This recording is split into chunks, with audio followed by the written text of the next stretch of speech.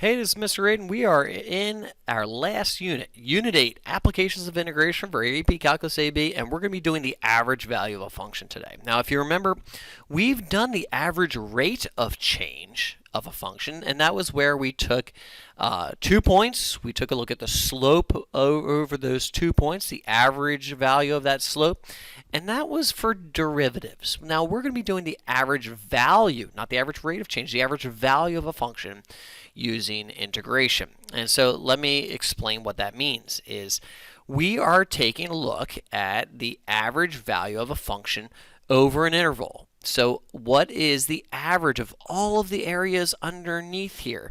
And what our average will be is 1 over b minus a. So we're going from the intervals from a to b.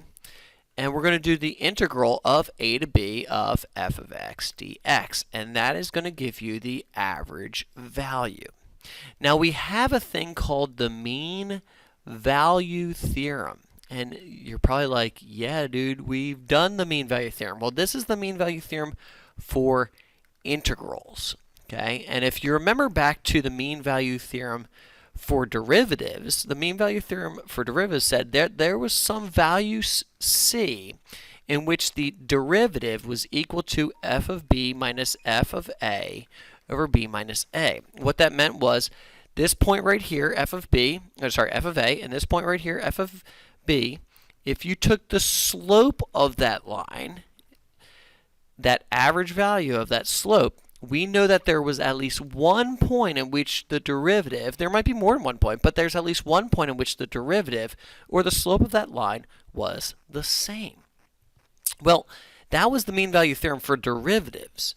Now we have the mean value theorem for integrals. And what the mean value theorem for integrals says is kind of analogous to this derivatives one, is that the average value of our function, which was this thing in red right here, is equal to some value c. That there is some value c where f of c is equal to this average. This might not make sense, but in a few examples, you're going to go, that makes total sense how the mean value theorem for integrals works out.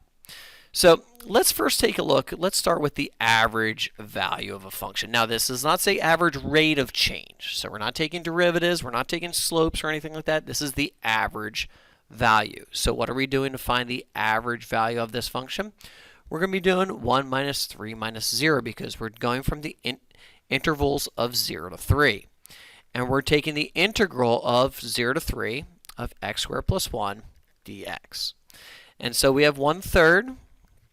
And what's the integral of x squared plus 1 is 1/3 x cubed plus x. And we're going from 0 to 3. So we're going to plug in 1/3. We're going to plug in 3 cubed plus 3 minus, and we're going to plug in zeros, aren't we? Okay, and at the end of the day, we end up getting 4. So the average value of the areas underneath this curve from 0 to 3, the average value is equal to 4, isn't it? Well, let's take a look at the mean value theorem for integrals. The mean value theorem for integrals. Is there a value f of c within this interval that equals 4? Heck yeah, take a look right here. If we go over and we come down, that c is equal to 1.75, isn't it? At 1.75, f of 1.75, we equal 4. We equal that average, which means the mean value theorem for integrals also works, doesn't it? So that was the mean value theorem as well as the average. So let's take a look at another example. This example says let f of x equal 4x plus 2. Determine the value of c at which the mean value, we're using the mean value theorem for integrals, aren't we? So what do we have to do? We'll look at our intervals. 1 over 1 minus negative 1, and we're going from negative 1 to 1 of 4x plus 2 dx, which means we have 1 over 2. And we're going to do our integral here. We have 2x squared plus 2x, and we're going from negative 1 to 1, aren't we?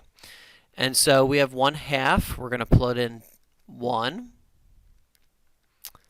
plus 2 times 1 minus 2 times negative 1 squared minus 2 times negative 1.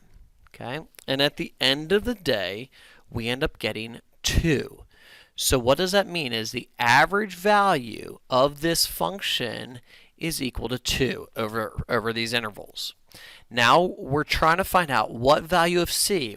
F of c is equal to 2. What value of c would equal 2?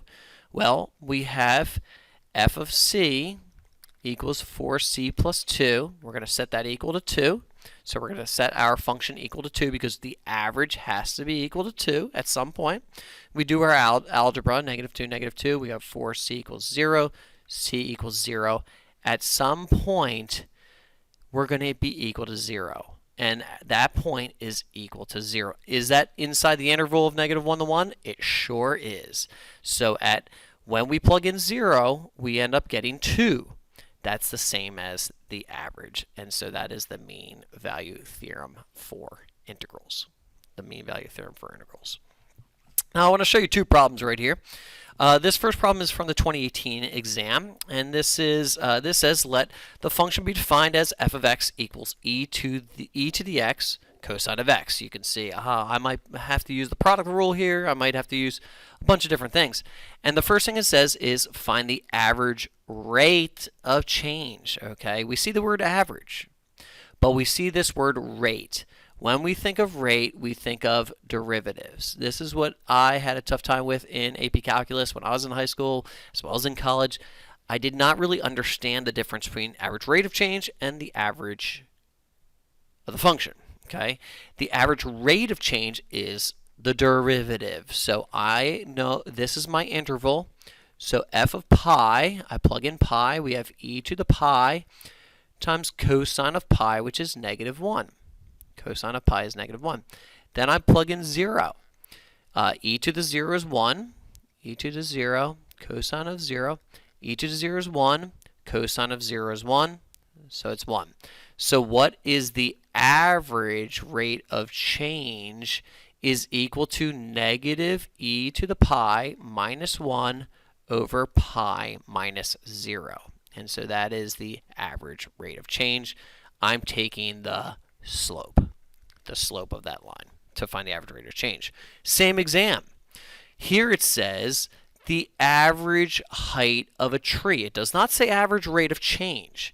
It says the average height of the tree. And so I'm going to have to use integrals here. I'm going to have to use integrals because it's not asking for the rate of change. I'm going to use integrals. Okay? And so I have under this interval from 10 to 2 of the integral from 2 to 10 of, well, in this case, it is h of t, isn't it? H of t. H of t dt. Now, they're asking me to do it by trapezoidal sums. By trapezoidal sums. Remember, what's a trapezoidal sum? We have side A, we have side B, we have the difference in the x value, and I'm going to do a plus b over 2 times the difference in the x value. That's my trapezoidal sums. And so I have 1 over 8, and then I'm going to do some trapezoidal sums. I have 2 plus 1.5, 2 plus 1.5 over 2 times the change of 1, plus 6 plus 2 over 2 times the change of 2 from 3 to 5, plus 11 plus 6 over 2 times the change from 5 to 7, that's 2, plus 15 plus 11 over 2 times the change, which is 3.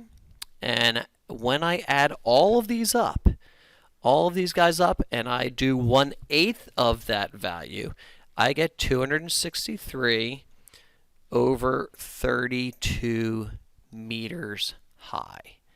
This is all in meters. The tree is measured in height, is in meters, and so it's meters high, and that is my average height.